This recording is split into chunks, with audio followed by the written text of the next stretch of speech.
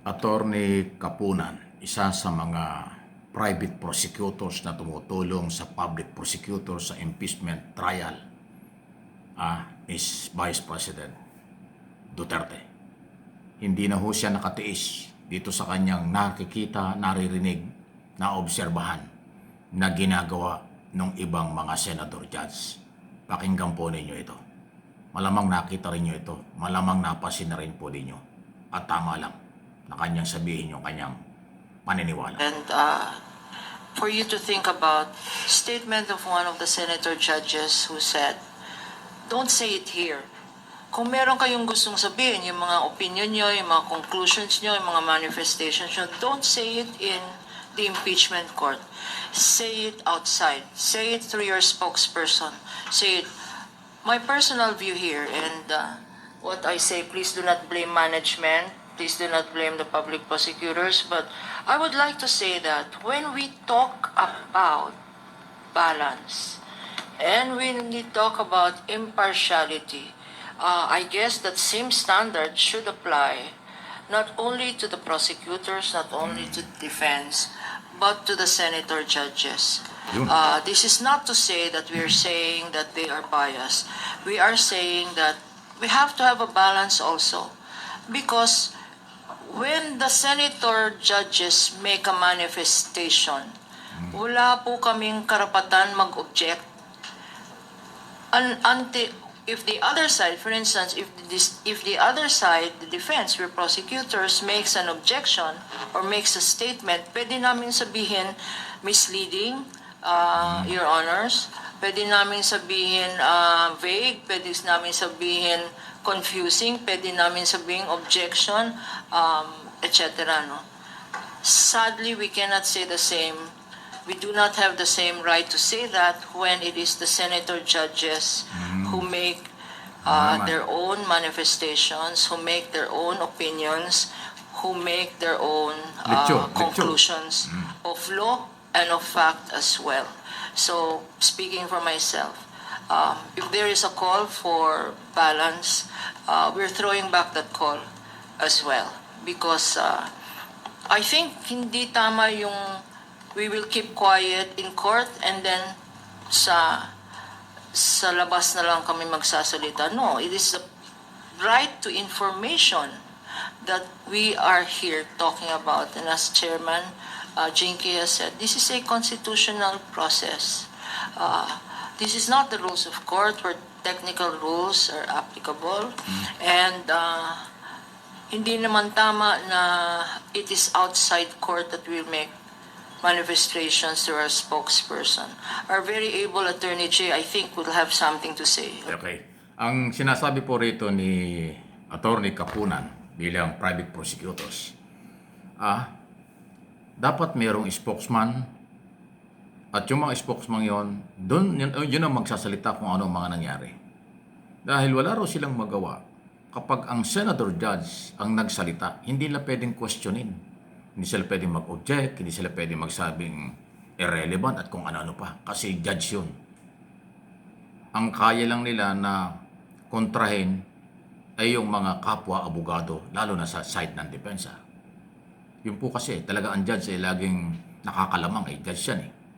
Kaya sinasabi niya rito, huwag namang abusuhin.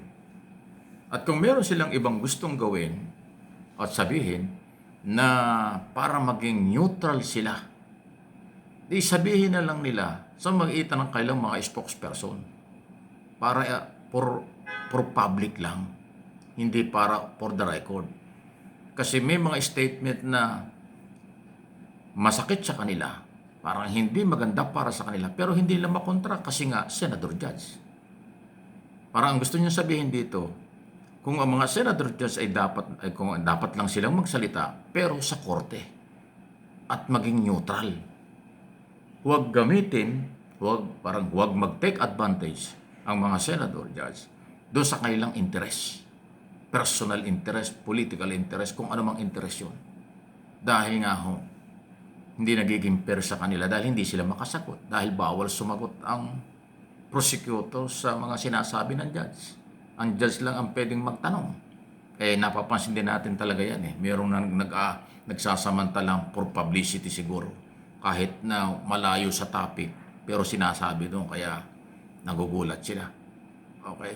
So, ang pinapalabas dito, sinasabi ni Kapunan, maging partial, neutral ang mga kinaukulan.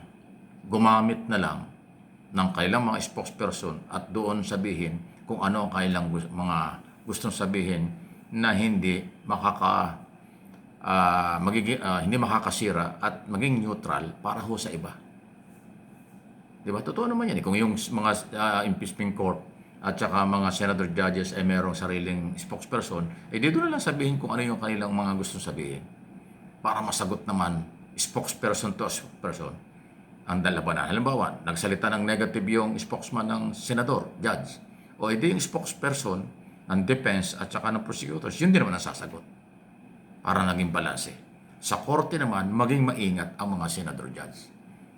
Para hindi naman pagdudahan na ginagamit yung pagiging judge at nagiging bias at hindi neutral ang dating. Maganda po yun. Total, normal lang po sa mahabang proseso ng trial na may mga kanya-kanyang observation, opinion, at posibleng merong nagsasamantala, merong umaabuso sa pagkakataon. Ay huwag naman sana gano'n. Ang katotohanan kasi ang mahalaga dito at pananagutan. Pero kung mapupuno ng maraming palabok, maraming, anong tawag dito, lecture, maraming kinukot na mga batas na alam mo naman kahit sino, iba-ibang interpretation sa batas.